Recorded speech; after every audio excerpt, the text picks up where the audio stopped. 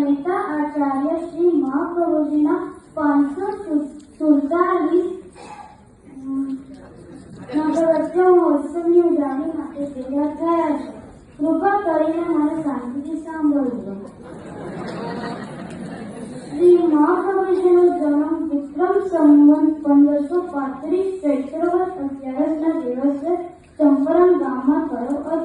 શ્રી મહાપ્રભુજીનું પિતા નામ લક્ષ્મણભટ્ટજી હતું અને એમના માતા નામ શ્રી ઇલીનાબાઈજી હતું. એકવાર શ્રી લક્ષ્મણભટ્ટજી અને શ્રી ઇલીનાબાઈજી કાશીની યાત્રા જઈ રહ્યા હતા. રસ્તામાં પ્રસવ પીડા થતા એક બાળકને ચંપરણ ગામમાં જન્મ આપ્યો. આ બાળકમાં કોઈ ચેતન હતું નહીં. મૃત સમજીને જાગી બપોરમાં મૂકીને આગળ ચાલતા થયા. બાબાઓનો એક સમૂહ ત્યાં પાછળ થતું હતું. તેમણે બાળકનો અવાજ સાંભળ્યો હતો.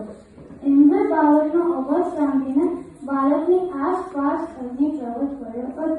એ જ રાત્રે શ્રી લક્ષ્મણભટ્ટજીને સપનામાં આવીને ભગવાને કહ્યું, તારી ઘરે બાળક બનીને જન્મ લીધો છે, તું બાળકને પાછું લઈ આવ.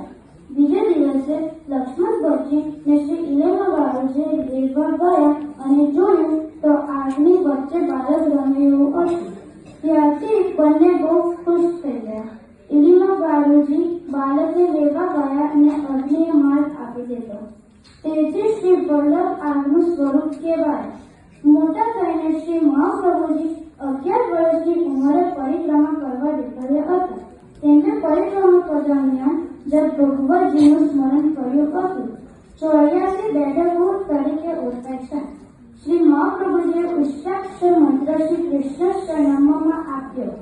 જ્યારે શ્રી નાથજી અને મહાપ્રભુજીનું પ્રથમ મિલન થયું ત્યારે તેમણે મધુરાષ્ટ્રની રચના કરી. તેમણે બનેલા 252 વૈષ્ણવમાં દામોદર દાસને સૌ પ્રથમ બ્રહ્મ સંબંધ આપ્યો. તેમણે વૈષ્ણવ સંપ્રદાયના વિકાસ માટે જીવનમાં અનેક